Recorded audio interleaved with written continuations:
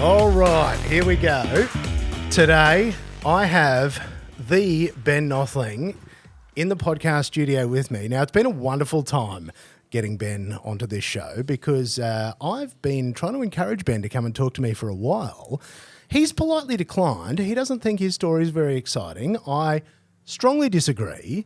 And because Ben couldn't be coerced, what I did was I wrangled some peer pressure. So I've got to thank Mr. Liam Talbot, Ellie, she gave you a bit of a hiding, and Andrew Price. So we've had a real team effort in wearing you down. Ben, welcome. Even though it's under duress, welcome. Thank you very much, Scott. Now, mate, you're the first guest to come in with notes. I am. And I love that. I love the organisation. My comment to you, though, is you're the world expert on your life. So I'm just not sure why you're going to need all these notes. We're just here to talk about you, buddy. It's the timeline. I need to make sure that I'm passing on the correct information about what I was doing at what particular time so that the stories make sense to everyone else but me. Well, look, that's good because we do get a lot of fact checking here. So, you know, people do. I did note Oppenheimer recently. People noted that there were 50 stars when there should have actually been 48. So you've really got to watch those things. You know, we get those Christopher Nolan style fanatics here on this show trying to pick apart the pieces. Yeah, I had a bit of fun this morning scrolling back through my Facebook and seeing what I've been up to over the last 20 years. Oh, Ben. Mate, one of the things that I love about you is your humility in the sense that you don't even know what a big impact you have on people's lives. And I think that that's fun to... Let's wind back, and I'm very interested to know about a young Ben Nothling. Mate, when you were a school-age fella, what was that like? Honestly, high school for me was a challenging period. I thought I had it all worked out. I had no idea that I didn't have anything worked out, and life threw quite a few curveballs at me. So I entered high school as the quiet kid who'd come from a small primary school, didn't know anybody, you know, walked into Wellington Point High on the first day in 2001 and I didn't know what I was going to do. I didn't know what I was supposed to be. I didn't know where I was going, what I was doing, who to speak to, or anything like that. Rolled through life, couple of years, tried a few different friendship circles, never really found one. Found my little place and what I thought was going to happen, and one thing led to another, and the rule book got torn up, and I still don't know how I wound up where I am, but here we are. That's a familiar story, though, mate. Sometimes odd things happen. But you said before you went to Wellington Point High that you had a fairly sure idea of where things were going. If you spoke to 11, 12-year-old me, I would be sitting in the air traffic control centre at Brisbane Airport guiding aircraft in all day. I used to pretend to do that when I was in primary school. I'd build little microphones and I was playing all the flight sims just to listen to the ATC chat. Like that was my thing. So talk me through what appealed to you as a young fella about air traffic control? Because, I mean, that's very specific. That is a very specific niche within a large industry. Oh, absolutely. I think Top Gun is probably to blame there. And I played a lot of video games as a kid, and I used to play like an old flight sim, and I used to sit down, and when I would go and stay at my great-grandmother's place on the school holidays, I would take the manual, which was 2 inches thick, and I would sit there and I would read it cover to cover, memorizing, because it was based in San Francisco, and I would remember all of the squawk codes and all of the radio channels, and I would plot everything out, and I knew exactly what was going on. And wow! And this would have been Microsoft Flight Simulator back then, if I'm no, it was a spin-off. Oh, it was called Flight Unlimited 2. Right. And it only had 5 aircraft, and it was only based in San Francisco and Half Moon Bay, and that's what you would do. Wow! So if the need ever arose and they go, is there an air traffic controller here specialises in San Francisco? You're the man. Yeah, more or less. Mate, that is as niche of a skill set of that I have ever heard. That is very impressive. Yeah. So they didn't have an air traffic control club at Willow Point? No, they did not. That's a shame. Yeah, so... Missed opportunity there. Yeah, but again, looking back to where I ended up, I did not play sport. I didn't do PE unless it was compulsory. Really? I dropped out of PE in grade 9. What? Yeah, exactly. Somewhere along the line, I don't know where, I transitioned over to wanting to become a pilot in the military. I was sort of fixated on the rotary wing program. Black Hawks, the Tigers were being introduced at the time.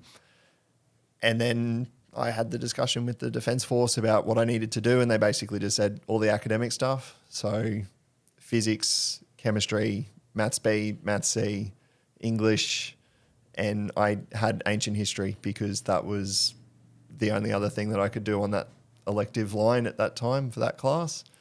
And I followed that program right the way through to grade 12. And fundamentally, I had a pretty bad sporting injury that meant that I wasn't going to pass the preliminary medical, and needed to come up with a plan B real quick. Now, you said you didn't play a lot of sport. What was the sporting injury? So in primary school, I didn't play sport at all. I tell a lie. I played tennis just for casual stuff. Like I would do tennis lessons one morning a week. Went to high school and just the tennis stopped. I stumbled across volleyball happening in the school hall, thought it looked a bit fun, so they needed a number. I was rapidly growing at the time. The teacher that was coaching it was one of the teachers from my class. He asked me to stay. So I played volleyball the whole way through high school, and I took that all the way through to the Premier Volleyball League for Southeast Queensland. So we would play teams from Sunshine Coast through to out to Toowoomba, all the inner city suburbs, and we would play that at the entertainment centre. And landed awkwardly, damaged a couple of vertebrae in my back, started to have all sorts of bad voodoo happen with some vertebrae and some discs and some nerves, and those things still stay with me today. And took a year off, sort of fought my way back into the squad, and then had some other incidents with my neck. So decided that volleyball probably wasn't a good way to spend time. No, that's mate. That's a lot of violent. And look, volleyball is pretty brutal, actually. Yes. And the drop. I played for a bit after school. Actually, I really loved it. I probably drank too many beers when I was playing, but that was a good time. That was probably the style that you should have played. Yeah, but because were you a tall fella as well, still in high school? Did you? I hit my sort of growth spot earlier. Yeah. So you would have been a gun on the net. So grade 9, grade 10, just smashing them. like the sort of AIS and stuff. Like having a bit of a squeeze, because volleyball is one of those sports where if you fit the size, they can teach you the skills later. Yeah, gotcha. It's not a skill based, and then we'll try and put you into shape. You need the physical metrics, and then they can. Correct. Yeah, it doesn't matter how good you are technically if you're only 5'3". Yeah, correct. That was part of my challenge, mate. I tapped 6 foot, and I still wasn't enough, because even my best vertical jump is not very impressive. So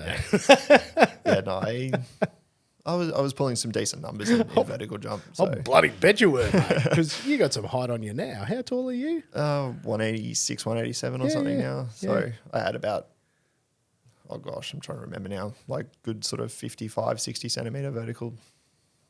Standing long jump was over 3 metres. Solid. Yeah. Solid. So when people were facing you up at the net, they're like, oh, God. Yeah. Yeah. So that was fun until it wasn't. So. Yeah. All right. Well, that makes sense. So, interesting time where everything you'd planned to do didn't. Mm-hmm. Everything you set out to do didn't. And then you're at this pivotal moment where they go, righto, kid, get your life sorted out. Correct. What the hell happened then? So, I sat down with my guidance counsellor, and we sort of had these meetings where they would say, okay, these are your results. This is what we're expecting your OP to be. This is the doors that you have in front of you.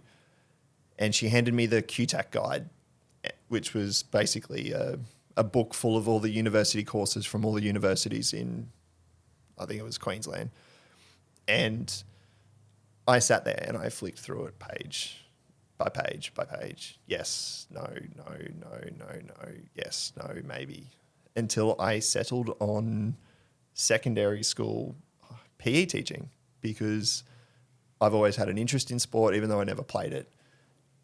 And back then, QUT, you needed to have your primary subject that you wanted to teach, which was PE. And I was like, well, I have a knowledge of physics. I love physics. My physics teacher, pushed me. So I was like, well, pick PE and physics as the two subjects I was going to do. So I threw my hat in the ring for that, was accepted into QUT to be a high school PE physics teacher. That lasted a semester. That good? It was that good. Yeah, wow. Okay. The Didn't vibe. Or... The education side of things didn't vibe for me. Just the politics about, all the knowledge of, again, it sounds stupid looking to where I've been since, but the subjects of learning all the different little interactions with students and how to get the best out of people and, how to keep everybody happy and not annoy anyone and make sure everyone feels inclusive and, all that sort of stuff that, is, again, from a coaching perspective where I've been, it makes perfect sense. Surprisingly it just important. wasn't interesting to me. It wasn't at that grabbed. point in time. It just didn't. No, it didn't make me. Didn't light that fire, I guess you could say. So after I did my second semester of that, and I remember I failed an exam because I used the wrong font size on my notes that you could take into an exam, and I just went, nah, like this is not for me. So I sat back and I went, okay, well, what do I do now? And I loved the sports side of things. I was growing an interest in sport. Like I was still playing volleyball sort of casually at this time. So I'd gone from Premier League to going and playing beach volleyball at the plantation out at Chandler, back at Capalaba, where players would take a lit cigarette onto the court and set it up in a sand pit on the side, and in between points or breaks they'd walk over and have a drag, and it was just a complete different thing for me. That was the sort of league I played in. Yeah. So it was very, very casual. Yeah, it was great. You're smashing. I think they call that social sport, whatever that is. Yeah, it's good. So I sat back and went, okay, well, I'm playing the sport. I enjoy sport. Let's do sport and exercise science and exercise physiology and human movement. So I dropped the physics side of things and the teaching and started studying the human body and how it moves. And that was QUT still? That was still QUT. You were able to, they were supportive of that transition? Yep. Well, that's nice. It was.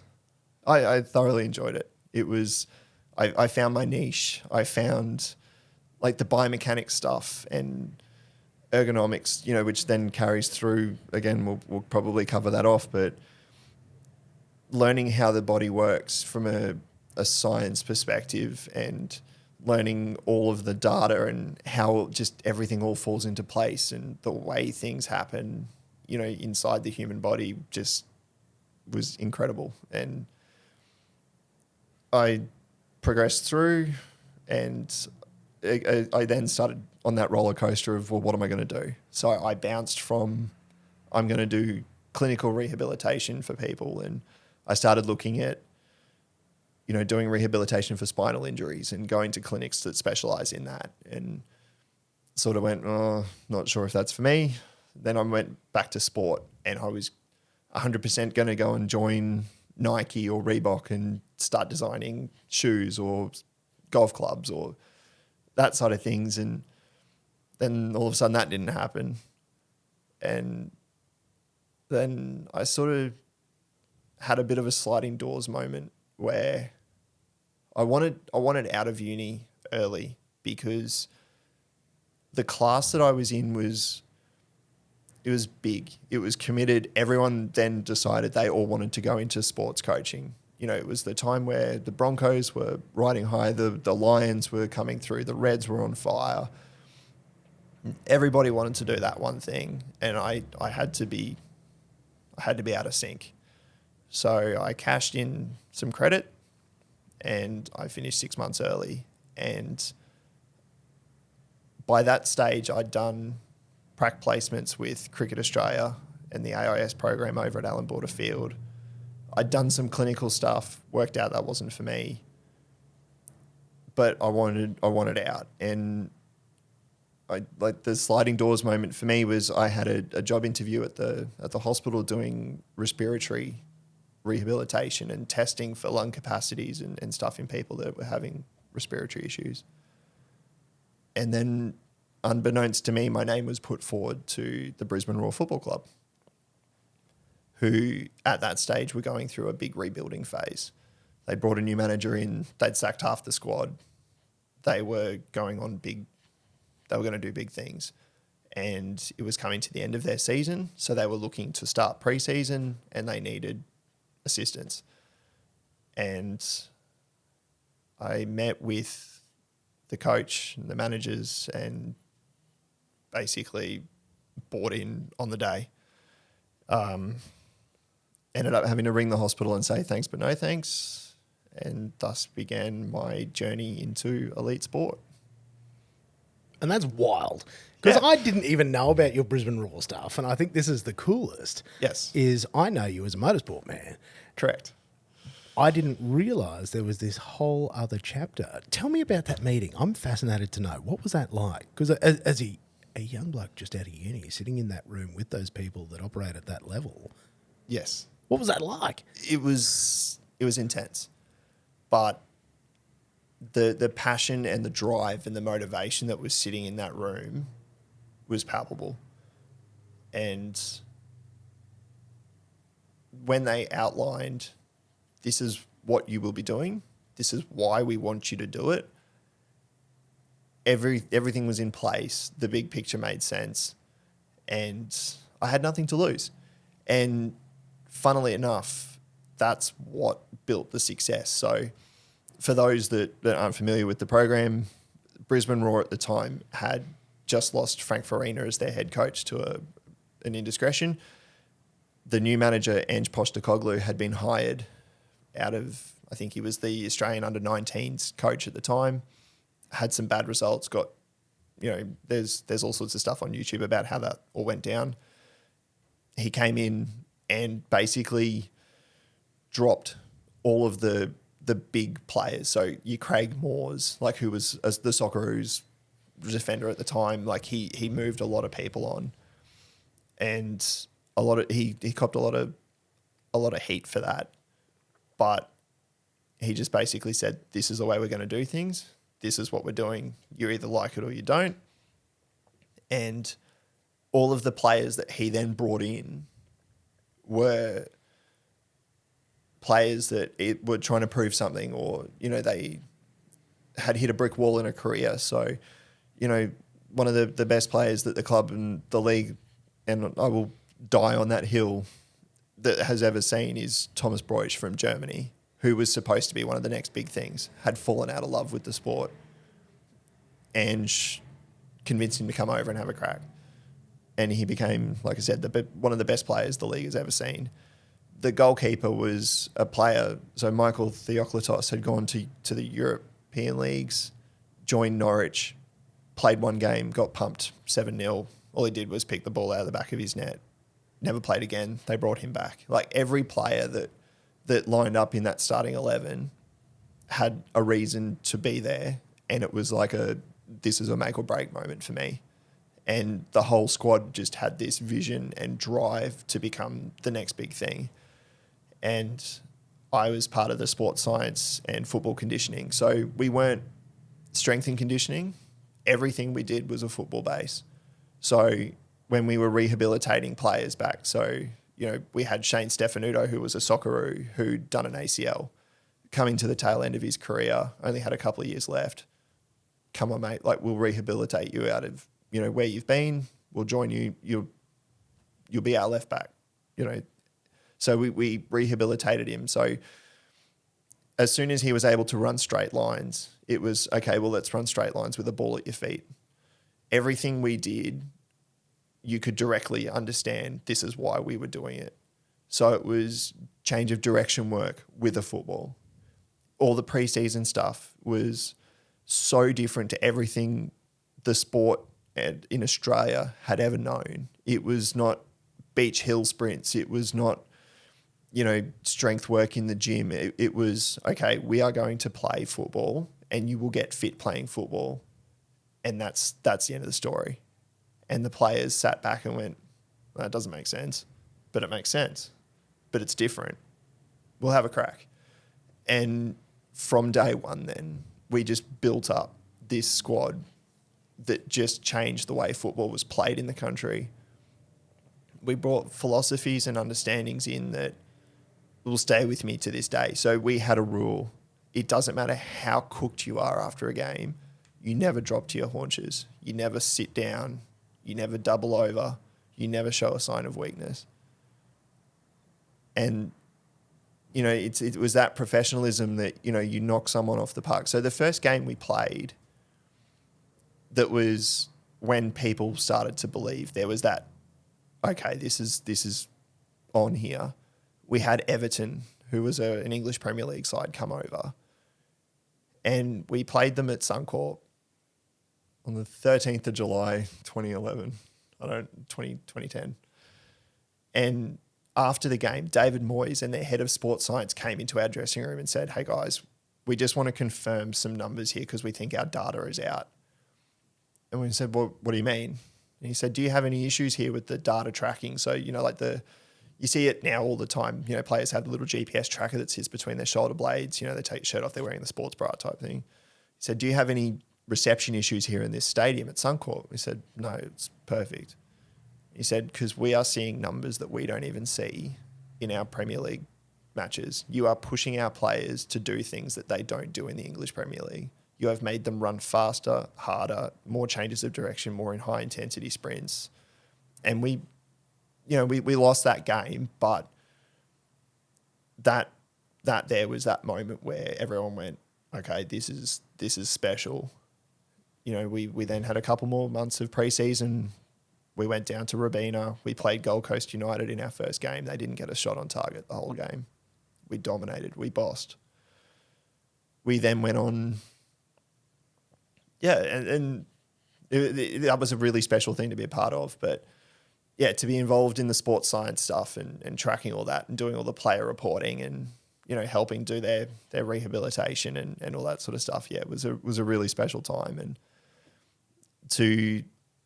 we went on to win that championship. We won the premiership. So we finished top of the league, which was the first time in the club's history. We then played that epic grand final, which, I don't even know how you start to describe it. We were 2-0 down in extra time. We scored 2 goals in 4 minutes to equalise literally the last kick of the game. Like, it's one of the loudest sounds ever recorded at Suncorp. It was in front of 52,500 people. It was won the penalty shootout, so we won that. The next year we didn't finish top of the league, but we won the grand final again. So we won 2 titles and we led for 4 minutes across both games. Both grand finals, we were in front for 4 minutes total. And we went 36 games unbeaten, which was a record that I don't think will ever be beaten. And we were in a position where we were so dominant that we would go out and roll the same squad, the same playing group, the same formation, the same tactics, like slight tweaks, of course, but we weren't combating what the other teams were doing. They were having to change what they did to beat us or to try and beat us, and they just couldn't. Like I said, we went 36 games unbeaten, and the only reason the streak came to an end was Sydney FC moved a game to Cogra, I think it was, and they left the field. I think the grass was about 1.5 inches or 2 inches longer than what it should be. So the ball movement slowed down, and they just that's how they overcame it. But yeah, so for 2 seasons we were untouchable, and yeah, it was an incredible thing to be a part of. Sort of very proud of that achievement. That's a hell of a ride, man. I mean, that is a hell of a ride. Yeah, it was. And as your first job, yeah.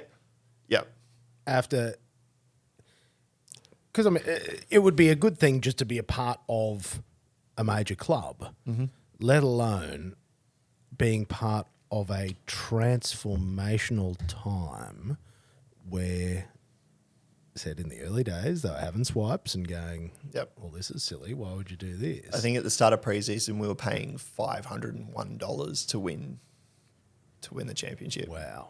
To then go out and just decimate Correct. to the Yep. point where everybody would then turn around and go, oh, so you people that we thought were crazy and we had a go at, can you please show us how to be as good as you? Yep. Mate, Yeah, I was being contacted by other coaches in the league, just going, "Hey, come and work for us. Bring your secrets over." But what we were doing wasn't like, it was different, but it makes sense. Yeah, it's very logical. So we had three sort of pillars of fitness in football. You've got, if I sort of put it into general speaking terms, you've got to be able to play for 90 minutes. You've got to be able to move with speed, and you've got to be able to move with speed repeatedly.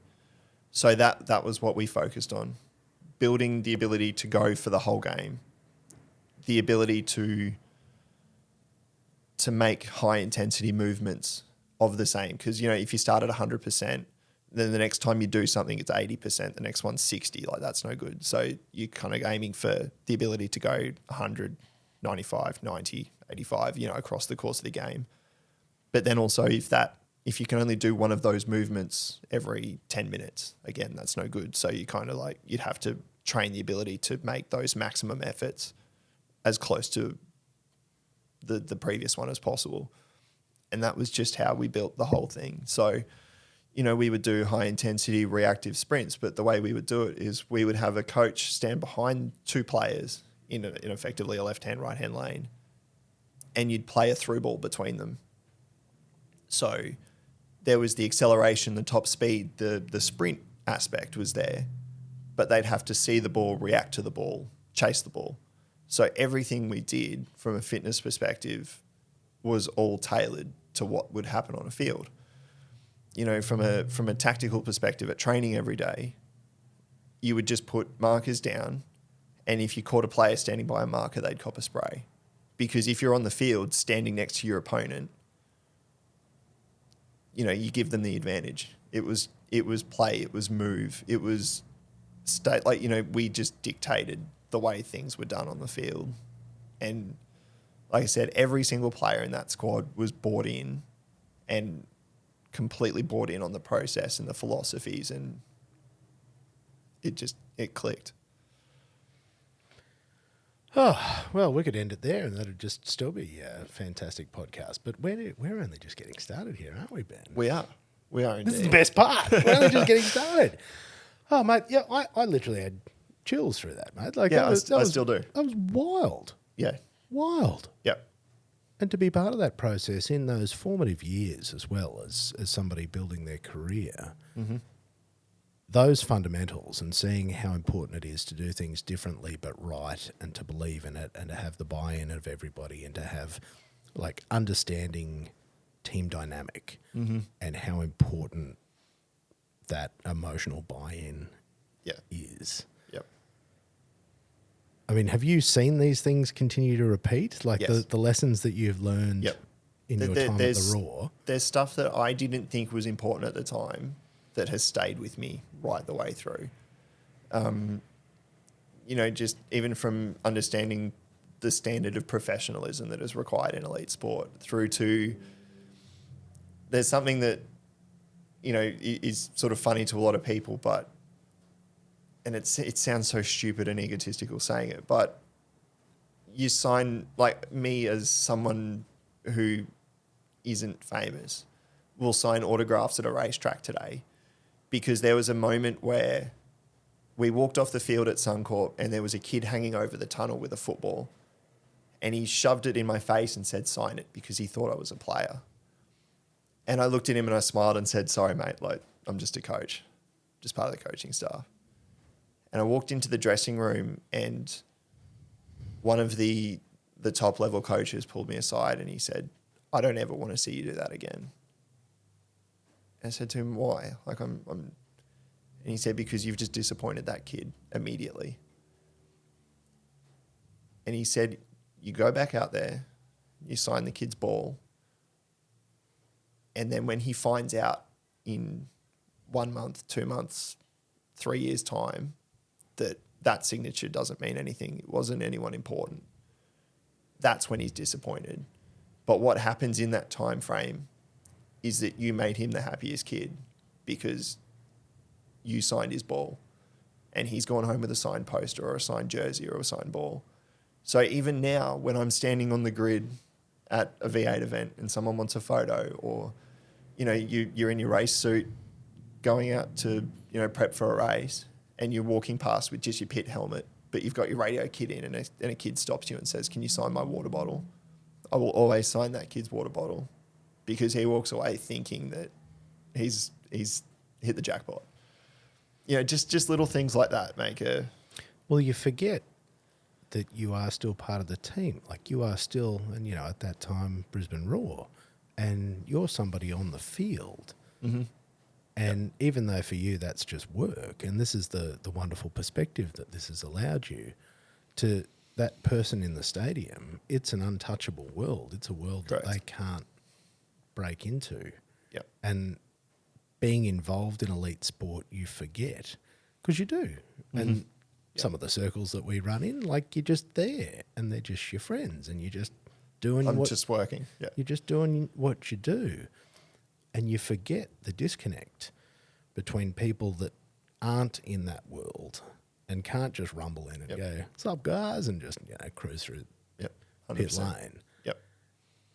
And I think that's a really wonderful thing to have learned, and very astute of one of the other coaches to have noticed that and brought it to your attention as well. Yep. Because that's the sort of thing that would very easily go unnoticed. Yep. Yeah. So that coach was Ken Stead, who was the brains behind that whole fitness program that I just mentioned. You know, the way that we did things was all his brainchild, and you know, he'd picked that up from working over in Europe. He was Scottish, so he'd been exposed to the English Premier League, and you know, he'd grown up around football because obviously, you know, over in Europe, football is life. You know, it's a throwaway quote from Ted Lasso, but football is life. And you know, he came over here and changed the way that everyone sort of thought about things, and he brought a real professionalism to the squad. And you know, obviously then to see where those coaches have gone. So, you know, you had Ange Postecoglou at the top of the tree, who, you know, then went on to coach Melbourne Victory, who then moved to Japan, who then, you know, was the Socceroos coach for, you know, a while. Then he's gone to Celtic and done his thing, and now he's the first Australian coach in the English Premier League at the helm of Tottenham. And, you know, Rado Vidicic, who was the assistant manager, you know, the assistant coach, he's now the head coach at Melbourne City. And, you know, Ken works for FIFA and, you know, helps guide national teams, you know, that are low profile to, you know, sort of build up the program to potentially get them through, you know, qualification for World Cups. And Phenomenal. Like what a cohort. What a cohort. Yeah, correctly put. It was a very cool thing to be, like I said, to be a part of.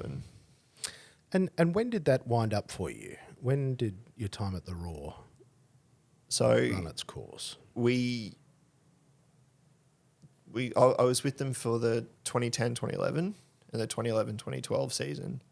And because of winning the grand final, we qualified for the Asian Champions League, which was a very challenging time for the club because at the time the A-League salary cap was 2.4 million across.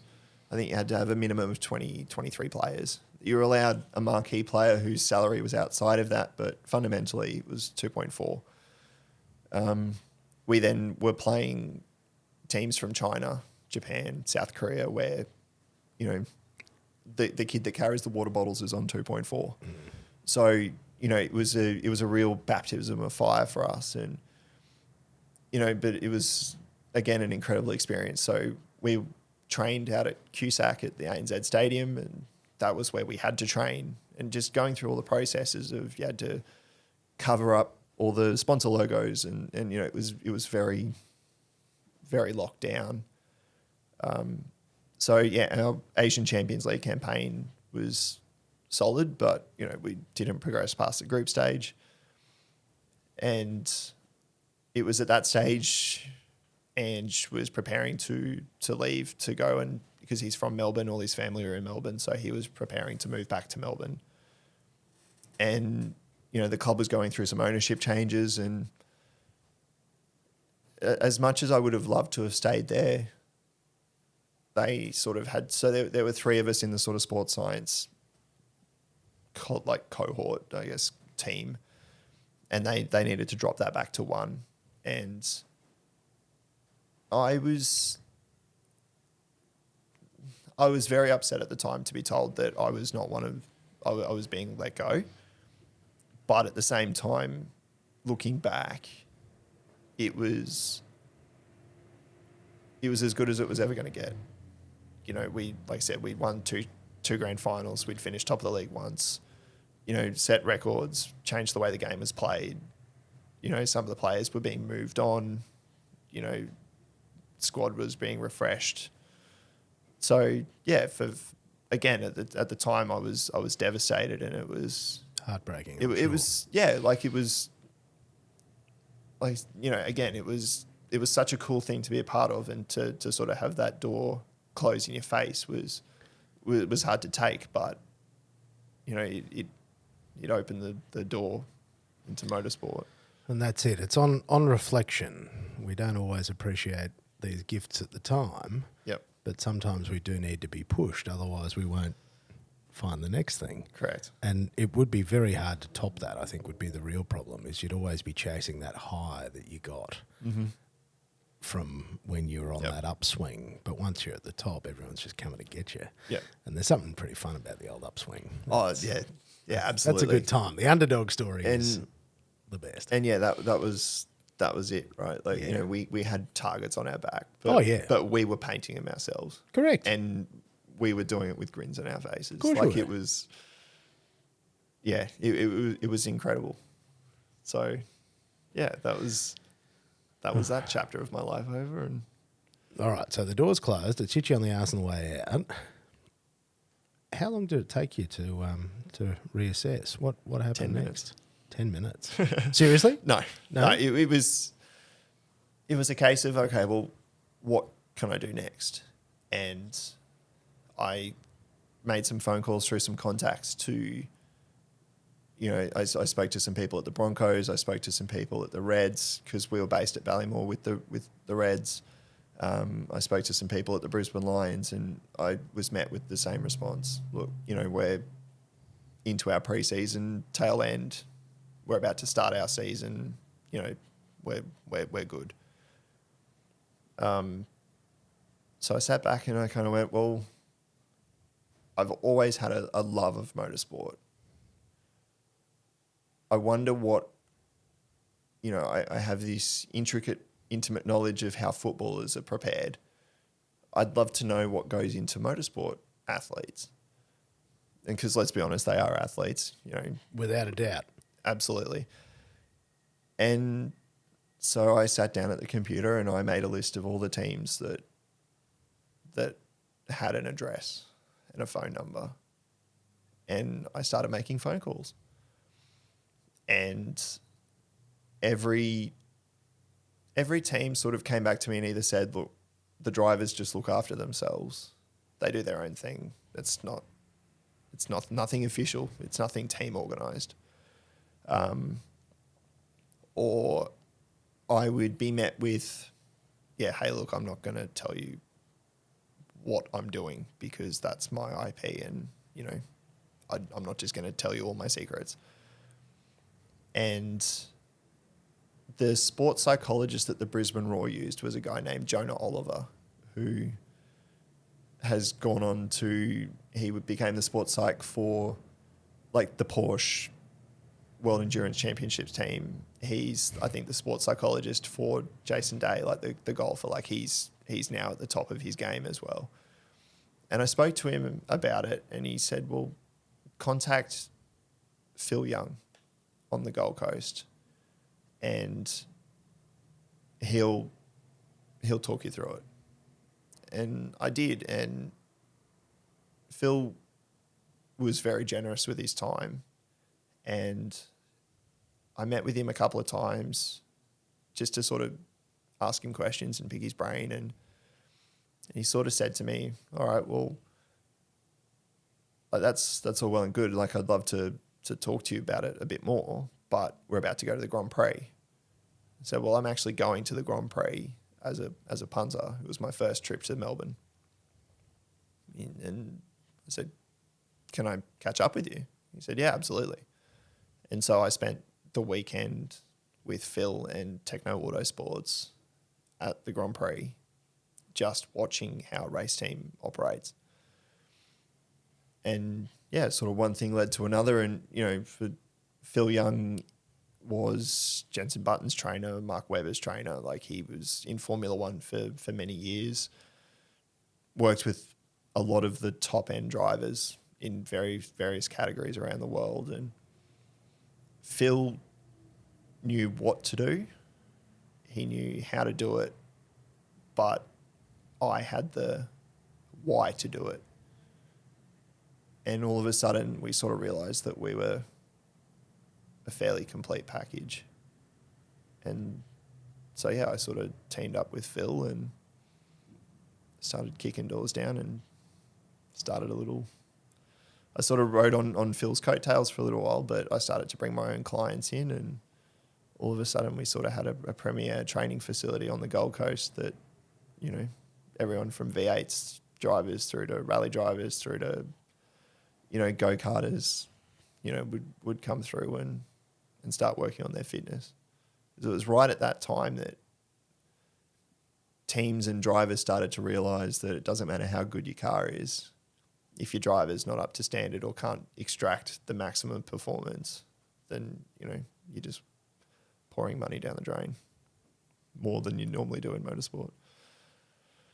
And I need to just pause here to just reflect and go, when you were like, why would I come on this show? Well, I've got nothing to talk about. I'm like, it's all lies, Ben Nothling. Lies.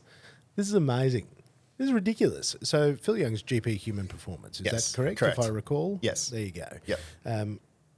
I didn't know that story either.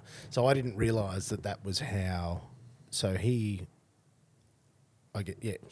welcomed you into the fold. Yes. And then you blokes... Yeah. Worked together to build... Yep. So Phil, GP Human Performance at the time, was based in a little room above the tyre and fabrication room at Techno's facility at Yatala, overlooking the workshop. And yeah, it was just a little no-nonsense gym. But a lot of the people on the Gold Coast, a lot of the racing drivers on the Gold Coast were coming through that facility. So obviously Jonathan Webb, Techno driver, owner at the time, you know, he was there, but we also had Tim Slade and James Courtney and, you know, a lot of the Gold Coast based guys. But we also had, you know, when Matty Brabham was in the country, like, he'd come and train with us. And, you know, there was a list of people on that. You know, we had a reaction BATAC, you know, training device, and there was a bit of a leaderboard sitting next to it. And it kind of rated the who's who of motorsport at the time. And then, yeah, it was again, a very cool thing to be a part of. Mate, this is a ridiculous story. I'm loving this. Talk to me a little bit more about that time. So how did that go in? How did you find the transition from working with elite athletes in one sport to another? How did you find that transition across? Look, it was fairly smooth because I'd obviously developed that disconnect of fanboy. So there was, at the Gold Coast event that year, I had to go and pick someone up from Brisbane Airport and take them to the Gold Coast. And I was standing at the back of the garage and, you know, just having a chat with them. You know, so what are you doing? You know, I do a bit of racing. Okay, cool. You know, I'm European based. Oh yeah, sweet, no worries. What sort of tracks do you like? Oh well, I'm a big fan of Spa. And then I found out it was John Martin, who was racing LMP2 at the time and had just finished third at Le Mans, and, you know, like, was But because I'd spent 2.5 years with elite, like he was just a dude. And so like all of these people that came through that, you know, were big names, like were just people. Just people. So like there was that, you know, once you sort of realize who they were and what they needed, like that's as far as it went. So, you know, like you were sort of working with, you know, guys like Liam, and they were just people. So once you sort of move yourself out of that situation, you're just doing a job for them. You understand what they need. You understand where they're going. You speak to them. You build that relationship, and you start pushing them in that direction. Because this is how I know you, is through this world. And I didn't actually meet you for quite a while, and I'm not even 100% sure where we crossed over. But I always knew you as a motorsport trainer. That was my knowledge of you in that world, because obviously it's a reasonably small world. I was actually thinking about this morning. My first time that I met you was when you were walking through the Gold Coast 600 event with Liam, and it was in his Kessel racing era, and he was handing out stubby coolers. And I stopped to talk to him, and looking back now, it was you that was standing there with him, unless I'm very grossly mistaken. Hard to recall. Yeah, it was just at sort of pit exit, back at turn 1, 2, 3. And yeah, that was, I think, the first time I sort of met you. And I don't know why that sticks in my memory, but I think I've still got that stubby cooler at home, Mate, they're a buried good in thing. that cupboard. Mate, let me assure you, when there was an LTR racing with Ferrari, I still remember looking at all that and going, what is this life? Yeah. Well, you know, being involved in supercars now, everyone says, "Oh, you're a Ford or a Holden fan." And Yeah. I'm a Ferrari fan, my friend. You're a Ferrari fan. There you go. I'm just As painful as that is at the moment. I'm but just a fast, loud noises fan. Anything Yeah. that goes fast and makes loud noises. yeah, I'm starting to drift back that way now that Ferrari's a bit. Mate, bit they're on their hanging way, though. I did see Leclerc saying he's like, mate, he's in. He wants to take it back to number one. I saw that overnight when people were asking, what's your plan? Yeah. Right there. I've sort of moved away from Formula One now. It's the endurance racing. It's the GT program for me now. I think that's the cool thing. I was actually just introduced to like the Bangers series over in Europe, where it's basically Demolition Derby. I think that might be one of my new favourites, where somebody will be leading the whole race, but then they will stop, turn around, and ram the next person because it's funny. See, that there does my head in. After, like I said, working in that top level, It for takes so long, all the it's stress out just- of it, mate. All the seriousness. There's something about that that really tickles my fancy. Because once you see the extremities of the top and the discipline and the work and, you know, what it takes just to function in that, let alone to be competitive, let alone to stay competitive. Yeah. Yeah, there's something about your shenanigans that makes me smile. Yeah. And I think that's what drew me, you know, again, going back to that university period, it's what drew me to sport. I did a bit of clinical work. I did some clinical experience, and I just got so frustrated with people that would have a problem. You'd offer them a solution and they would ignore you. They'd come back in 2 or 3 weeks. You know, they've stagnated. They've gone backwards because they just took the piece of paper that you gave them, went home, put it on the fridge and never looked at it again. No, they don't do the work. But then you walk into an elite athlete and you say, okay, cool, this is what I want you to do. And they do it because it's their livelihood. It's their profession. It's, you know, it's the difference between a reserve player making it onto the bench, making it onto the starting 11, you know, or progressing through the ranks from go-karting to Formula Ford or, you know, whatever the next progression is or whatever their goal is. It's that hunger and that like insatiable. Yep. Right, I've done all that. What else can I do? What else can I do? What else can I do? Yep. Man, I've done all that. What else can I do? Yep. That Yep. sort of hunger. Yeah, that's... Which is something that I thoroughly enjoy. It's when you find someone like that,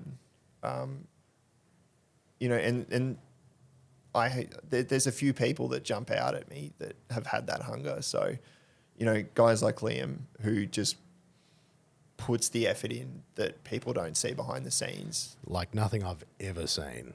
As I said, I've known him since he was a Masseur-wearing surfy bogan to the elite athlete that man is now. Yep. Bloody hell. Yep. Through to guys like Benny Fosel, who was just a dude having fun. Oh, yeah. But and a weapon. Did not matter what I threw at him, he would giggle. Oh, mate. And just get it done. That dude and CrossFit, he was... Well, it was his racing. It was the fitness into the racing. It's now... Like, it was the CrossFit. Now it's his trail running. Like, oh, yeah. He's mad. When he fixates on what he wants to do... Mate, gives it everything. It's all or nothing. And it's when you find someone like that who is willing to just do it or, you know, question why am I doing this? And then when they grasp that concept and they buy in on that, it's unstoppable. We're off. Yep. Yeah, there is a certain personality type, isn't there? Mm-hmm. Yep, absolutely. And they just... But it attracts that certain personality type as well, which is, you know, I've always enjoyed your enthusiasm because I've always enjoyed, that level that you bring to things. And it does tend to be the sort of people that we find we want to spend time with. Mm-hmm. This is a fascinating story, man. I'm really enjoying this. So the work that you're doing with Phil, how did that sort of progress? Because obviously... You know, you've done other things since then as well. I'm interested to understand how this story all plays out. Yeah, so Phil and I were operating out of, like I said, the techno workshop. Then we moved away from there, and we actually took up residence at Scott McLaughlin's dad's trucking company's headquarters, which was tucked in behind Dreamworld. And it was just a little warehouse industrial, and there was a little office out the front where they ran things. And Wayne had his office upstairs, and we had a little downstairs facility that we would use, and we put all the equipment in there. And then it just became, you know, like we worked together, but at the same time we brought our own clients in. So. And it got to the point where, like, if Phil had to travel away, you know, I would cover. But, you know, obviously once you reach a certain point of clientele, we were all traveling to the same event. So, you know, your supercars would then have Super 2, you know, Oz GT, like they were all sort of overlapping. So it didn't become a huge thing as such. But, yeah, like it you know, it was just incredible. Like I said, we had all the supercars guys. We had... You know, Matty Brabham would come back from the States and doing whatever he was doing. We had, you know, Chris Atkinson would float in and out when he was not doing his WRC stuff when he was back on the coast. And, you know, so he sort of had that high-end stuff. You know, we had guys like Shay Davies who was trying to crack Super 2 and racing Carrera Cup at the time. You know, we also then, you know, had guys like Gary Jacobson who'd come up from down south, and he'd run training camps and stuff when he was, you know, wanting to move into Super 2 and, you know, do his thing, you know, but then I sort of brought in more of the grassroots guys. So, you know, working with, you know, guys like Ben in Australian GT, you know, we had go-karters. So, you know, I struck up a relationship with Harrington Doyle, who was a local go-kart team that ran a very professional operation. So, you know, guys that have come through there. I know them. I actually got them into Motul back in the OOs because I was so impressed at the operation they ran. Yep. Yeah. So just two guys that would turn up with a castle at an event. And they were incredible. It was, it was the most professional amateur sporting organisation I've seen for a long time. Correct. I was blown away with their operation, and I believe they still have that partnership now. Yep. More than a decade later, because that would have been 07, 08, thereabouts. Yeah. I linked them together. And yep. So, wow. Yeah, worked with Scott Sorensen, who was multiple Australian champion, you know, Jared Ebzery, who was knocking on the door of KZ2, but then also we had, ironically, Todd Hazelwood coming through and doing cameos with us. We had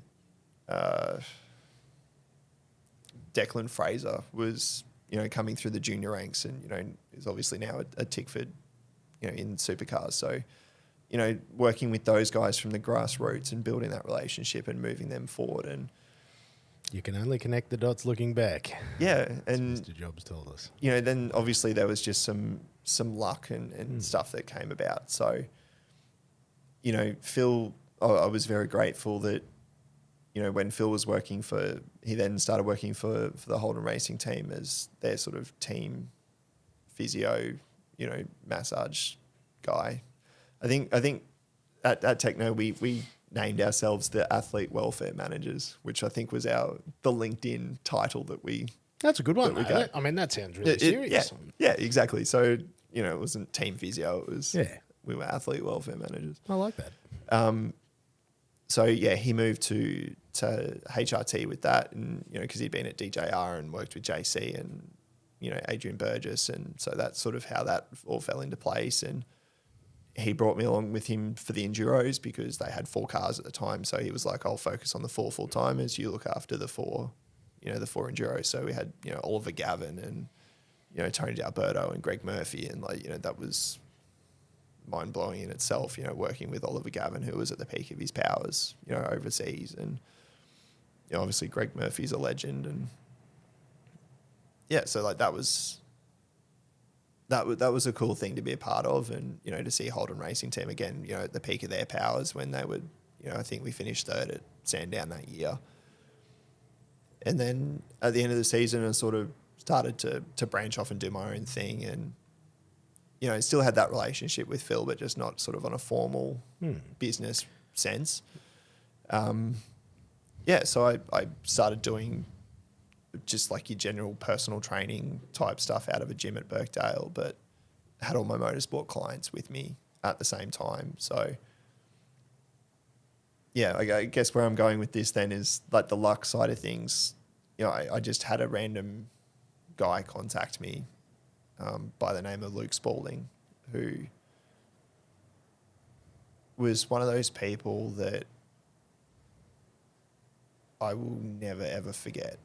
He was this little kid, and he was 16 at the time, I think it was.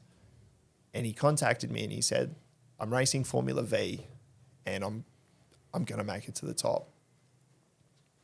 And, you sort of had been contacted and spoken to people, I'm going to go to Formula One, but I'm racing twin engine enduro karts. And, you're kind of like, well, you don't really understand the pathway here. But he was like, "No, I'm racing Formula V and I'm going to do Formula 3.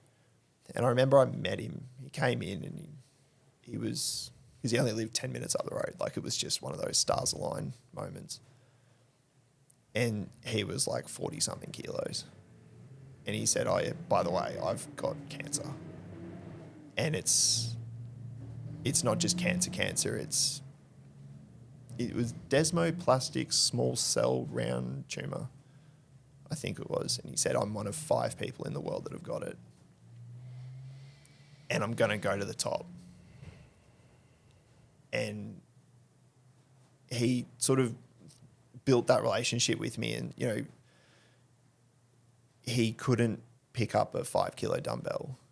And I was looking at it in Formula 3, you've got fully grown, healthy, strong people that have to put cushions down the side of the cockpit because they can't handle the G-forces through turn 1 at Phillip Island or, through QR. And it was like, hey, I think you've got the drive, but I think you're in a bit of trouble here. And he was like, "No, we're doing it." And he had that passion and that drive, and it was, okay, all right, well, if this is what we're going to do, this is what we're going to do.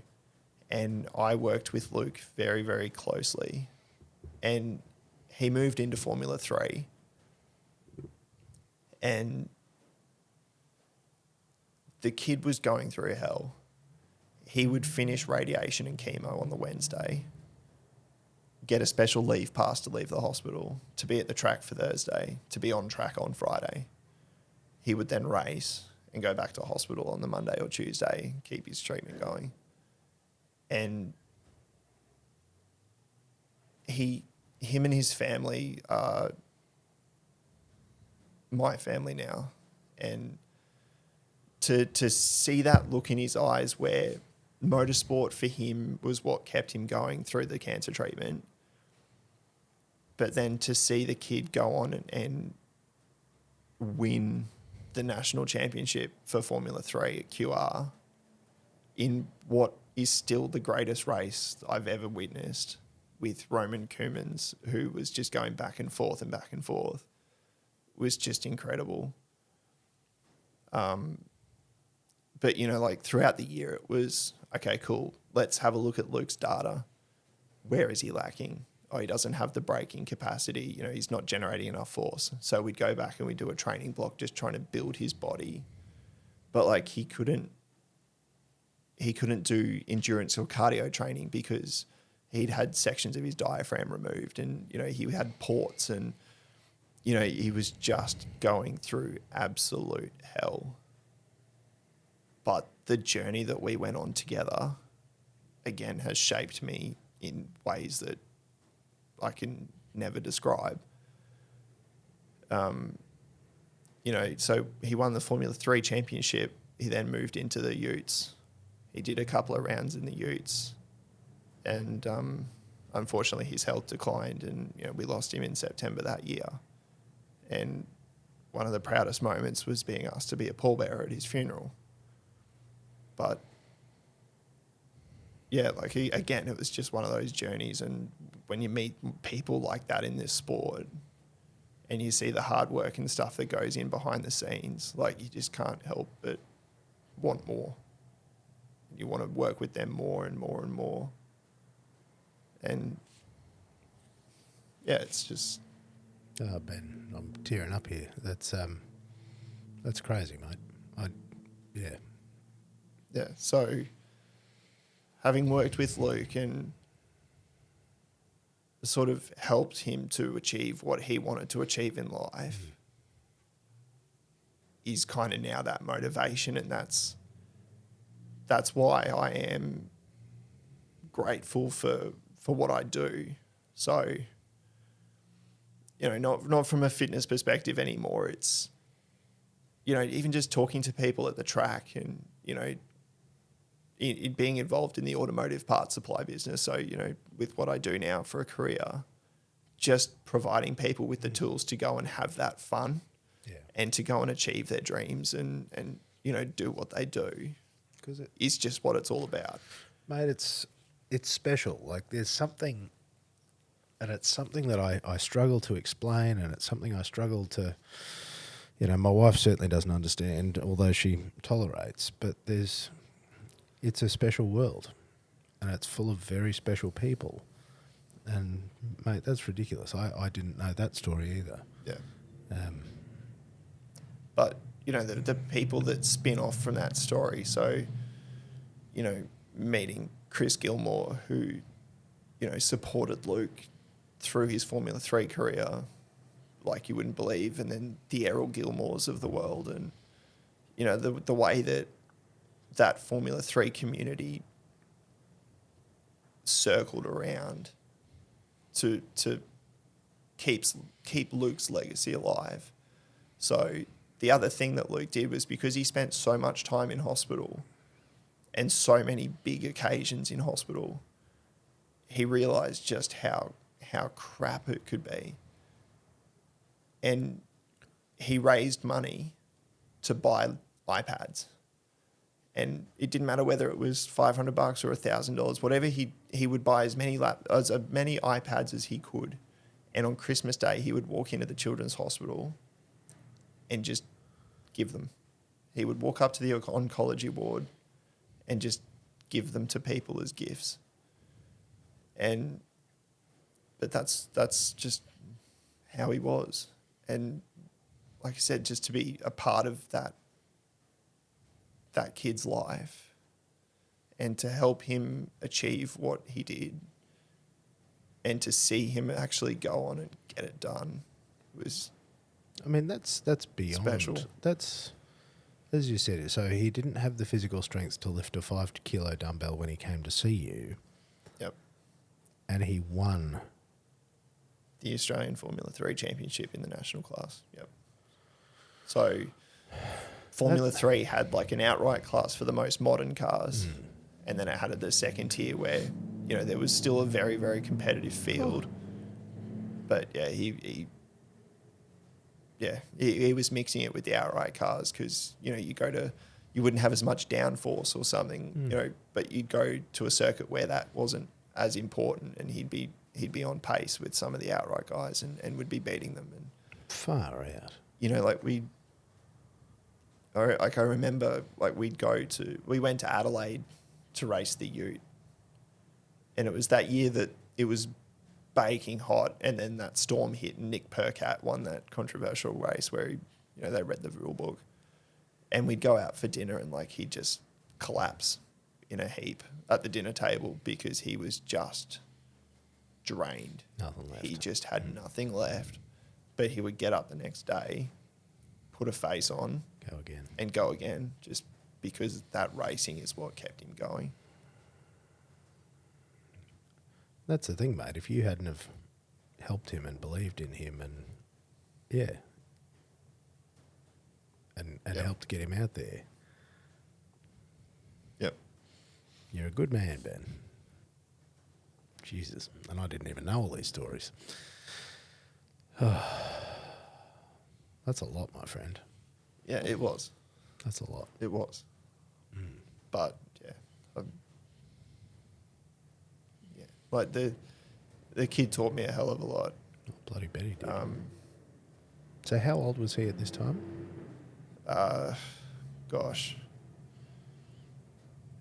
we went to his 18th, so I think forgive me for getting it wrong. I Yeah. think he would have passed away when he was 19. Yeah, so he was a young man. Yeah, so we lost him in 2016. Yeah, so he had a saying that'll live with me forever, and it was sometimes it's about so much more than just winning, and it is. As competitive as I am now, and as competitive as I always will be. Yeah, sometimes it's about so much more than just winning. Was beyond his years. Yep. Ah, Ben. Well, mate, that was, Sorry, even I'm truly lost for words here, mate. I'm sorry. I'm really blown away by that, and all these things explain so much. In terms of the things that you've done and what you do and the way that you are with people now, it helps so many things make sense because you have seen and done some things that it explains the positivity that you bring to things, Ben. I think is one of the things that I always enjoy. Even when you're having a rough day, kind of like today, you've still got a smile on your face and you've still got a joke, even when you're there going, oh, God. And there's a lot of those moments in what we do, and there's a lot of those moments in professional sport and big business and all the other fun things. But you've always got, cheeky grin, spring of your step, smart-ass response. And I'm seeing how that man was shaped and moulded as we talk through these stories. Mate, what happened next? So you can refer to your notes if you like. So somewhere along the line, I'm all right. Going all the way back to the start. Please. There was quite an attractive blonde at my high school who Wellington Point represent, who somehow was stupid enough to start coming along on my life journey in 2008. And she was even stupid enough to accept my proposal. And we got married in 2017. And it got to the stage where all of a sudden I realised that, okay, I need to be a bit more adult here. And we bought a house, and the need to adult sort of grew Kicks more in. than I knew than what it could. And the up and down nature of the fitness industry and personal training was not sustainable from a perspective. So I was lucky enough to be there was a rally driver that I was working with, Greg Latham, who had a brake business selling street rotors and pads to people online and also over the phone and email. And he offered me a position because his circuit racing knowledge was not there. He spoke rally. He was a rally driver. I still to this day don't understand how you could possibly think that's good fun. So yeah, I was lucky enough that Greg brought me on to sort of look after a lot of the motorsport stuff and the circuit racing, because without realizing it, speaking to racing drivers all the time, you start to learn to speak racing driver. You start to understand the hand gestures, and There are a lot of hand gestures, aren't there? there's a lot of hand gestures. There's a lot of acronyms and that bloody IFL at turn 3 at QR, and like you sort of understand and you speak to them and they sort of use you as a bit of a debrief, and like that. There was a lot of stuff that I picked up that I didn't realize. So all of a sudden, when people were picking up the phone and calling us going, hey, I'm having this particular problem, or I'm building this race car to this spec, I knew what they were talking about. Or even better, I knew who they were, because I was that guy that would walk in to the office in the first thing in the morning, or I'd be on the toilet and I'd open up Natsoft and see what people were up to and see what events were on, and very quickly worked out that was good fun. And like I alluded to earlier, it tapped into my willingness and desire to help people have the fun that they want to have. So, whether they were just wanting to race an XL and see how they go, or whether they wanted to build the fastest improved production car in the world, to be able to provide them with the tools to go and do that was sort of singing to me. And so, yeah, I started doing that and would travel and I would still do some stuff with some drivers, and then sort of COVID knocked that on the head and sort of killed off pretty much all sort of motorsport, and people took breaks that they never came back from. And so I sort of moved away from the fitness side of things and just started focusing on the knowledge of motorsport and brakes and the side of things that people don't think about when they build a race car, that it's not all about power and suspension and engine. And it was... Well, initially, all you think about is going fast for the most part. Yeah. Certainly from my perspective, I'm always excited at how do you make it accelerate further, but then there comes this thing where you need to make it slow down. You're like, without using the concrete wall that's in front of you, yes. or the other competitors, because they don't like that very much. And I must say, from hanging around yourself and Greg and George and getting to understand, I didn't understand the intricacy of braking. I didn't understand just what a science it is in dissipation of heat. Yep. But then you throw in the other aspect of personal preference. So when I worked with Luke when he was racing the Utes, there were certain drivers that would actually prefer a pad that generated more friction right at the end of the stop and would actually lock the rear brakes. Because if you think of a hairpin corner, what they wanted to do was get the car stopped, and then just as they started to turn in, would have the rear step around and then help with that rotation towards the apex. But then, yeah, I'm hand gesturing. But then you had other guys that didn't want that at all. They wanted this nice, stable, predictable situation, and that's just what they preferred. So there's this real painful part of speaking to racing drivers about brake pads where if it doesn't suit them, it doesn't matter how good it is. And you see it a lot in grassroots where you can supply them a proper full-blown race pad and they come back to you and say, no, it's crap because it's too good. They just want to put $30 off the shelf, super cheap jobbies in it because they can 2-foot stand on the brake pedal and they don't have enough heat or friction capacity to stop the car properly. But they don't ever lock up. So they can just do whatever they want. And that's how it works for them.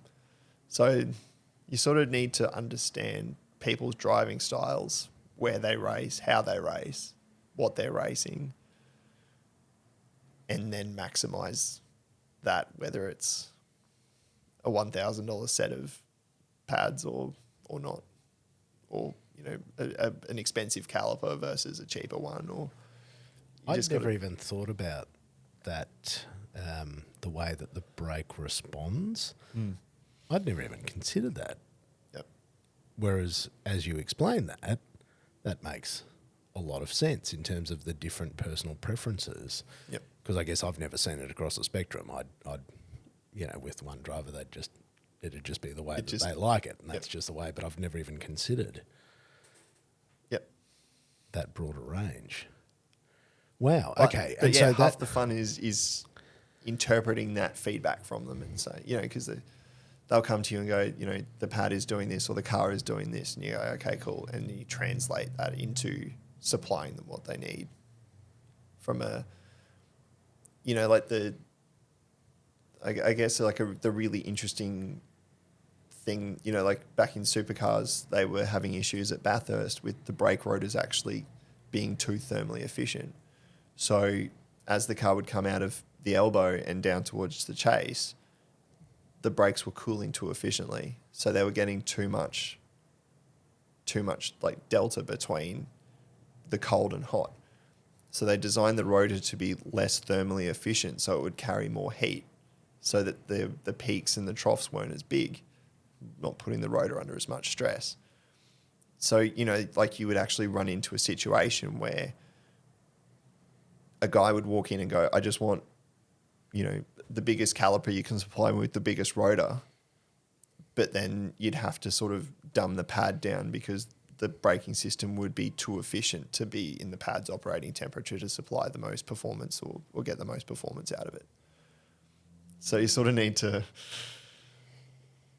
But again, like it's that intricate knowledge of knowing each circuit and the limitations with which you can operate in and just being able to speak race car to someone. Phenomenally niche.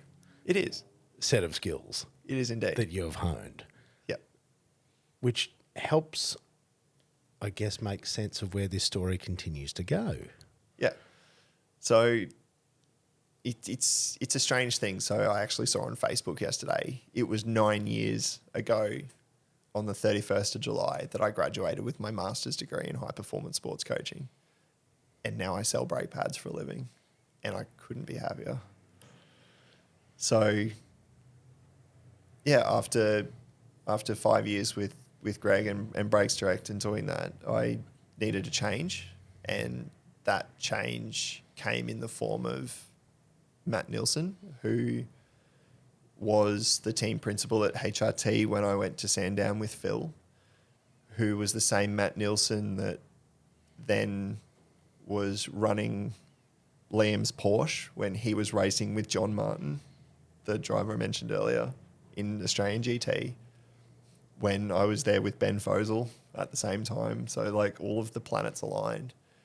And Matt had come on board with Cool Drive to look after the performance that they just acquired, Racer Industries.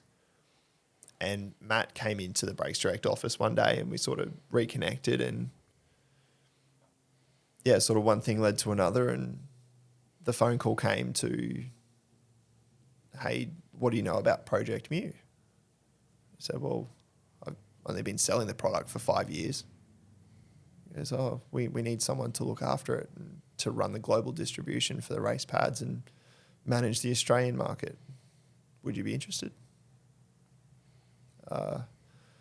Yes, was the very quick response. And yeah, so in July last year, I joined the Cool Drive juggernaut, and I'm now involved in some very, very cool things from that perspective as well.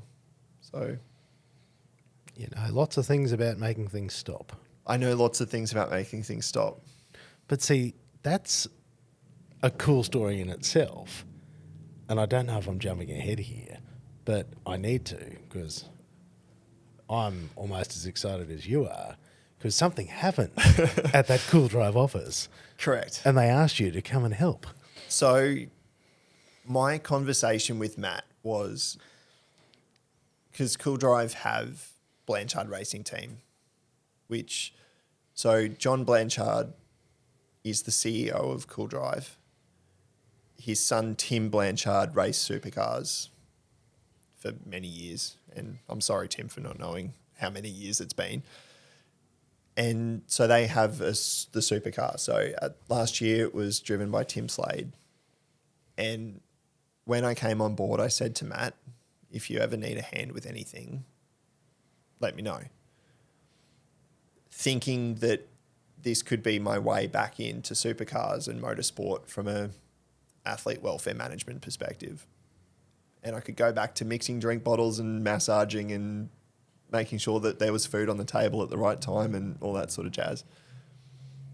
And then I got a phone call saying the Gold Coast 500 is coming up and we need a set of hands. Have you done the dead man handle before?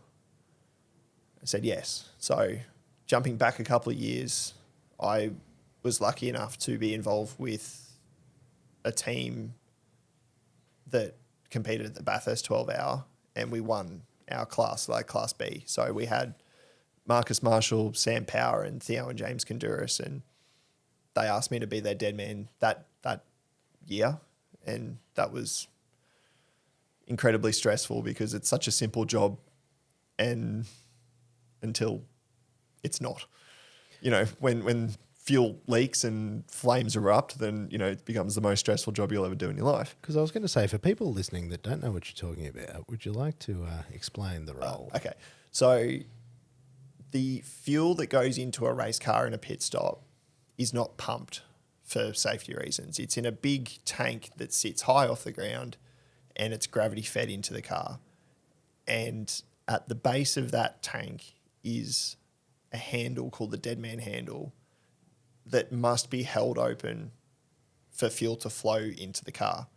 So if something bad happens, I let go of the handle, the valve shuts and the fuel stops flowing to the car. And then obviously, if it's usually in the event of a massive leak or a fuel spillage or, in the worst case of a fire. And so you get all dressed up and basically you have to stand there and watch for the first sign of something going wrong. And then you let go of that handle as fast as you can, shut the fuel off, and then hopefully everything can get dealt with safely. And so I had the phone call to, hey, can you come along to the Gold Coast race? I'm based in Brisbane. I don't need flights. They just put me up in a hotel. And so I operated the dead man handle for BRT for that year, or for that event. And that was good fun. And, there was a great group of guys, and, to be back in the pit lane was sort of, it was a cool thing. And, I sort of got towards the end of the year. Then I had another phone call.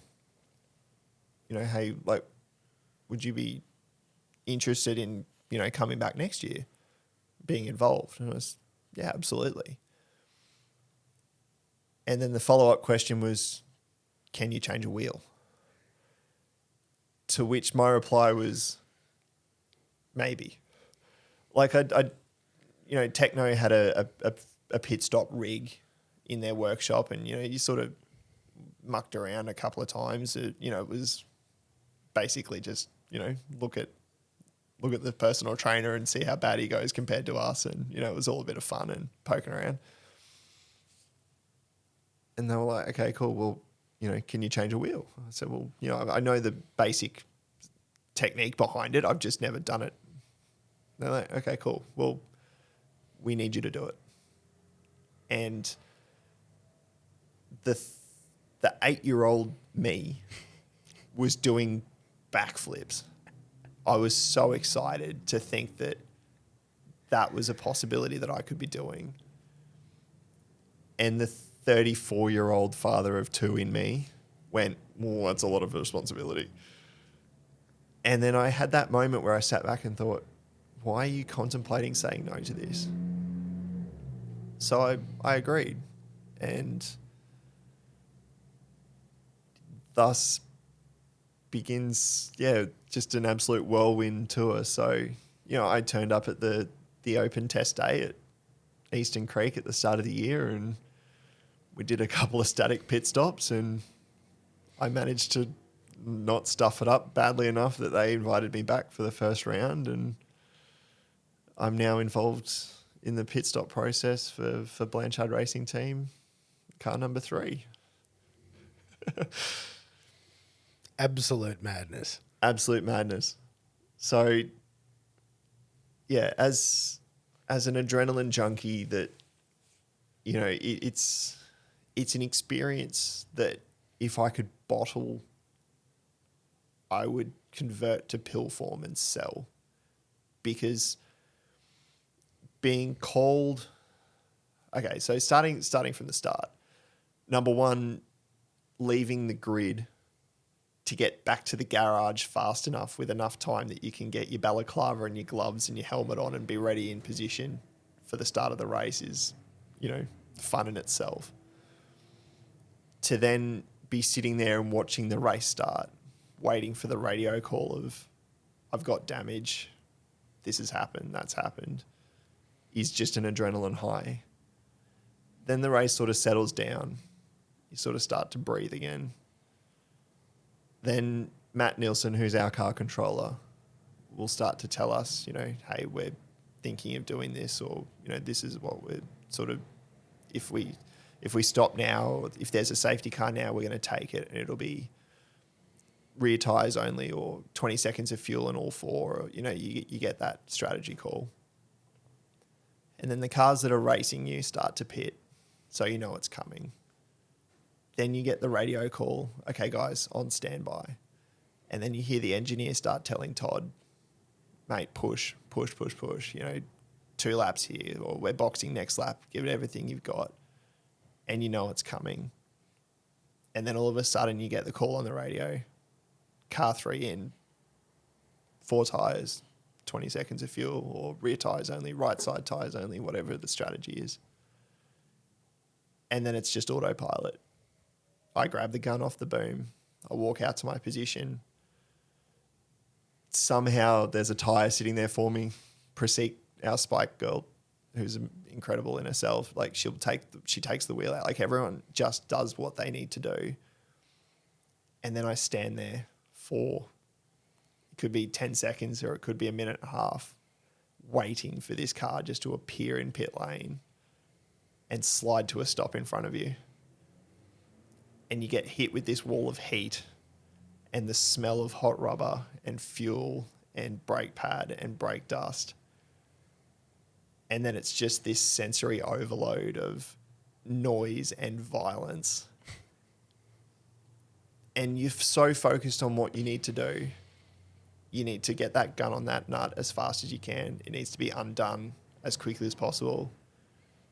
Then you single-handedly pull off the 25-kilo wheel and tyre, which is cooking with heat.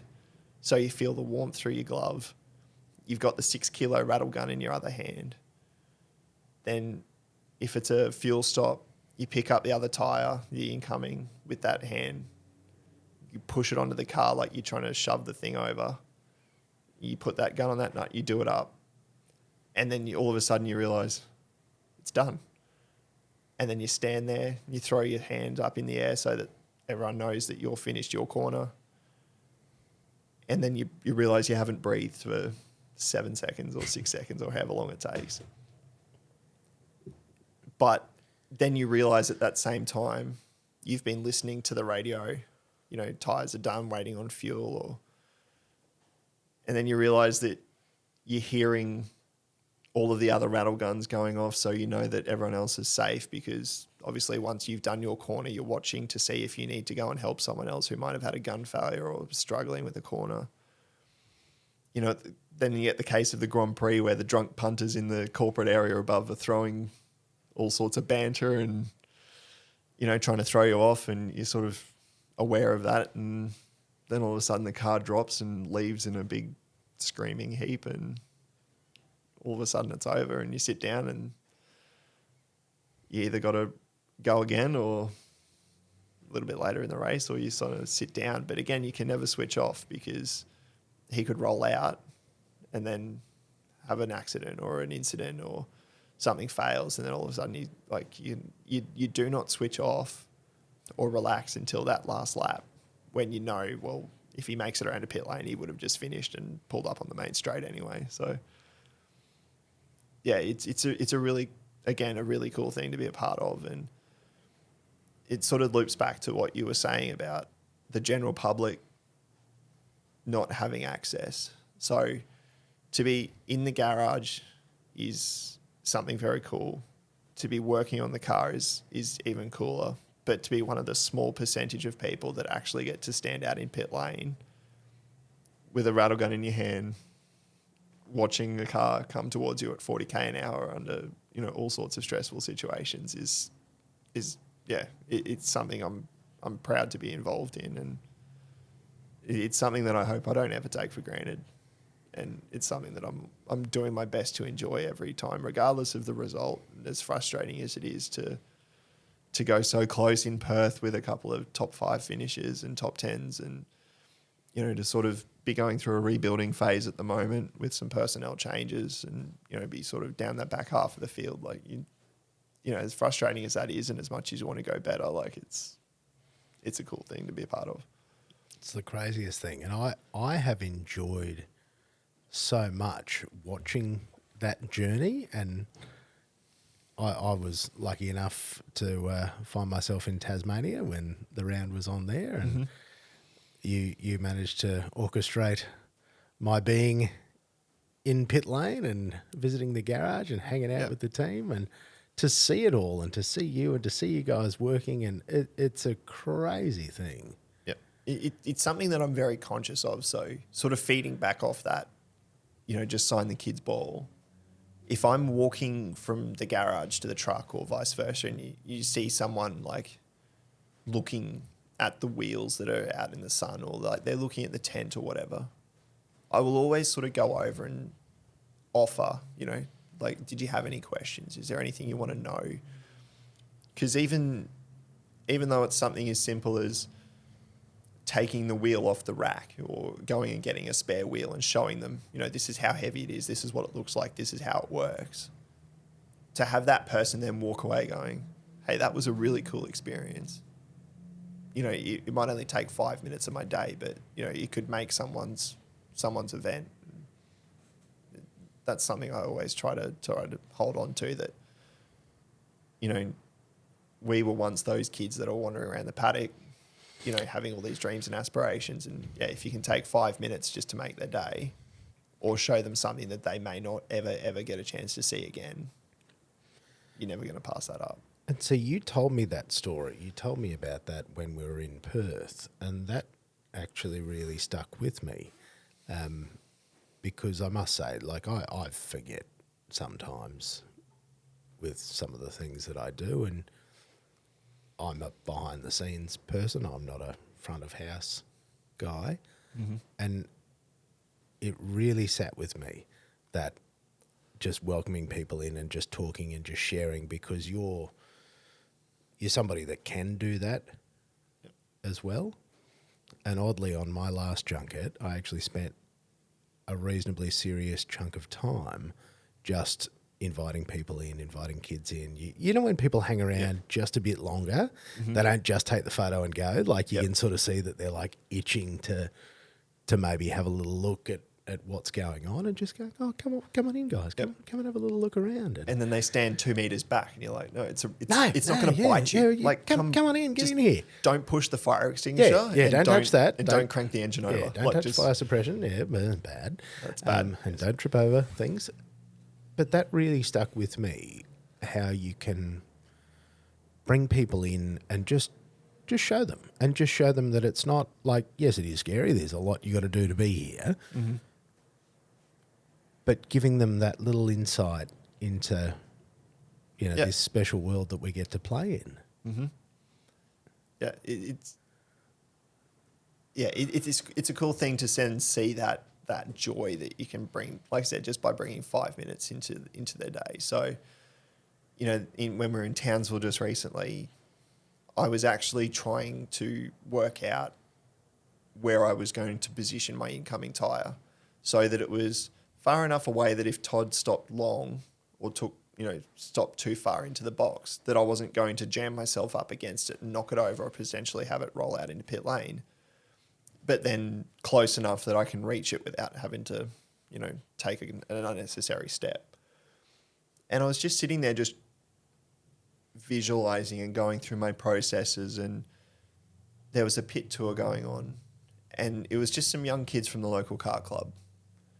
And Jason, who was doing our pit tour, brought these kids out, and I just involved them in that process. And I stood them where I was standing and I was explaining what I was doing, and they got to hold the rattle gun and feel how heavy it was, and you sort of just provide that extra level of immersion and knowledge and experience that they then go, wow, that was really cool.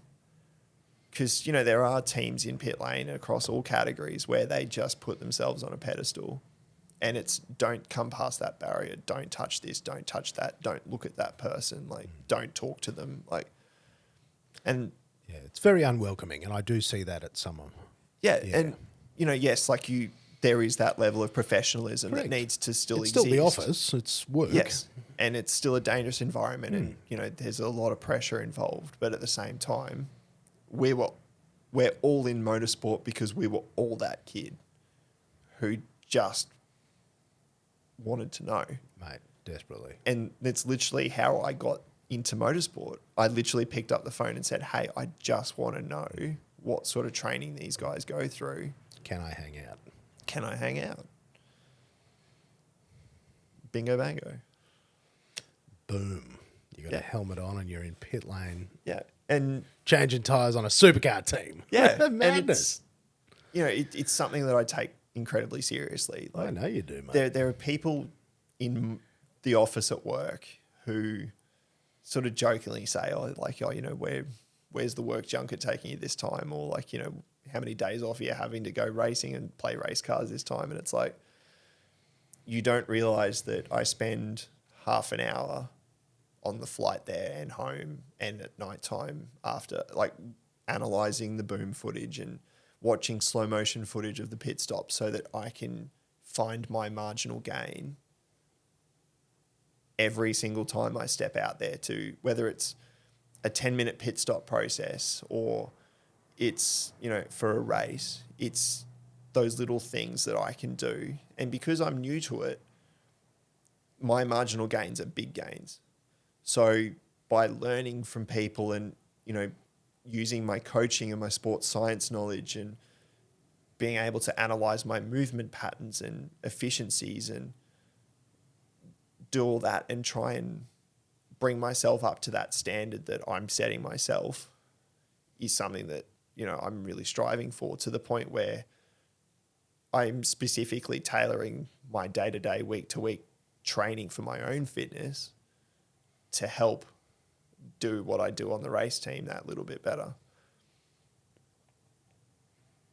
I can see a whole specialisation now coming up. I can see a raw style, this is how we're going to build the finest tyre changes in Australia. Yeah, well, it's a big thing, right? Mate, it's a massive thing. Teams spend hundreds of thousands of dollars and drivers can race for an hour and a half trying to build a 1 second gap.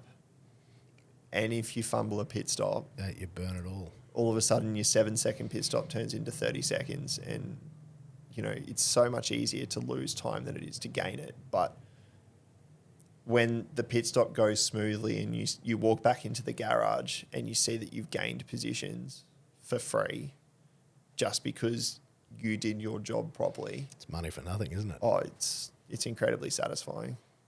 Incredibly satisfying. Oh, the Ben Nothling, as I jokingly refer to you when I see pictures of you on the internet doing these cool things, because you don't realise what a cool guy you are. Mate, did you have anything else on your page of notes that you were hoping to touch on today? Did we get there? Look, I'm still of the opinion that anything I've said today is sort of only interesting to myself and you. So I'm interested. I could talk all about the triathlon stuff and, having the twins and how all that works. But, people are here for motorsport and for racing. And that's how we keep ending up here, isn't it? Hearing those stories. Yeah. And was that as bad as you thought it would be? Was this as traumatic as you get? I don't know. We'll find out what the feedback is. If all of a sudden you start losing subscribers, then we'll find out. I thought it was bloody fantastic, and I'm so happy that you made the time to come and talk to me, because you have reiterated again what a wonderful man you are, and I'm really grateful, Ben. I'm really grateful, because I know this was a lot for you to come and put yourself out here like this. Thank you for the opportunity to come and talk to you. Buddy, I appreciate it, and I am so grateful, and I'm so grateful for the opportunity to share your story, because that's what I've found myself falling into here. Is I know a lot of people like you that work phenomenally at what they do, but don't really say too much about it. And it is bringing me joy that I haven't experienced in my working life, getting people in here in these sort of long-form discussions and just talking about the wonderful things that people do and, the lengths that they go to and the extremities that they push to just be the best that they can at the thing that they do, because I love that. Like, I love that in whatever it is that appeals to me. That chasing, as you said, what was it? Chasing your marginal gain. Chasing your marginal gain. There we go. We can turn it into sports science. I bloody love that. Yeah,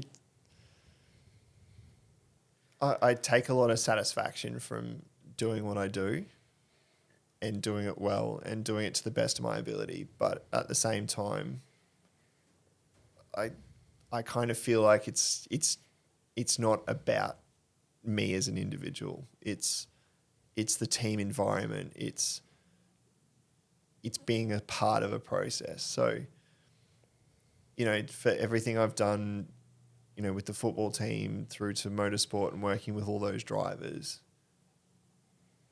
like I'm just doing my job. I'm dedicating probably too much time and energy to things I can't control, but I'm focusing so hard on what I can do and what I do that I'm hoping that the end result is success and being a part of someone else's success. So, again, sort of coming back to Liam, to see him work so hard behind the scenes and sacrifice so much and dedicate everything he can to being the best that he can be, just to be a part of that ride and to celebrate his success. But it's not just Liam, it's your Todd Hazelwoods, it's your Ben Fosels, it's your Luke Spaldings. To be a part of that is, I'm quite happy just to be that shadow in the background that just plays a part, but celebrates other people and helps them to do what they do. Mate, I've said it many times, a rising tide lifts all boats, and I love that. Like, just being the sort of person that lifts people up is something that we should all aspire to be. Yep, absolutely. Oh, Ben, if people want to follow your shenanigans, I know you're not a prolific poster, but where can people hunt you down if they want to talk? Well, maybe Project Mew as well. If they want to talk advanced braking technologies or just tire change, where can people find you? So my Instagram is /B Nothling, which is my first initial surname. But yeah, hit me up on Facebook on the Project Mew Australia Facebook page. Give me a call. Tap me on the shoulder at a racetrack. Come and see me at the Acacia Ridge Cool Drive branch. Like, just get in touch. Track you down. You're a very, very, very reasonable man. You'll at least say hello and give them a tour. Yeah, I'll try to. Try to. Now, I've got to ask before I wind up, Yes. mate, you're wearing a T-shirt and you have a matching water bottle. Oh, yes. Is there something going on here? What's going on here? So the Cupcake Cartel Yes. is my triathlon team. Interesting. So a couple of years ago, I was looking for a group of fellow enthusiasts who enjoy their racing but still, can take it as seriously as I do when they need to. And the Cupcake Cartel is, a triathlon team from all around the world. I think there's about 300 of us from all over the world. Started by 2 professional triathletes on the Sunshine Coast. And yeah, I'm very happy to be a part of that and be a part of the community that they've built. And there's no cupcake left behind, and we're the sweetest team in triathlon. Well, that's just bloody fantastic. Because it did leave me wondering, because I saw the shirt and then I saw the matching water bottle and I went, there's something going on here that I'm not across. Yeah. So you can't see it, but it is just a cupcake. But Yes. my 4-year-old daughters just refer to it as the poo shirt. Oh. Because it just looks like the poo emoji. Oh, it does kinda. It does kind of, but, Mate, as It's long as all they good don't fun. make brown T-shirts, you'll be No. fine. No. Because that's not It's gonna all icing fly. and cupcake coloured. Well, on that note, Ben, I'm going to wind this up, mate. I need to thank you because you have pushed yourself today outside of your comfort zone to come and do this. A I long am way outside the comfort zone. so grateful, and I think that you did a wonderful job today, mate. Thank you. Thank you for coming. I really appreciate you, Ben, and I really appreciate everything you do and the energy you bring because you're a bloody legend. Thank you. Oh, well, on that note, we're going to wind it up. I'll catch you next time. See ya.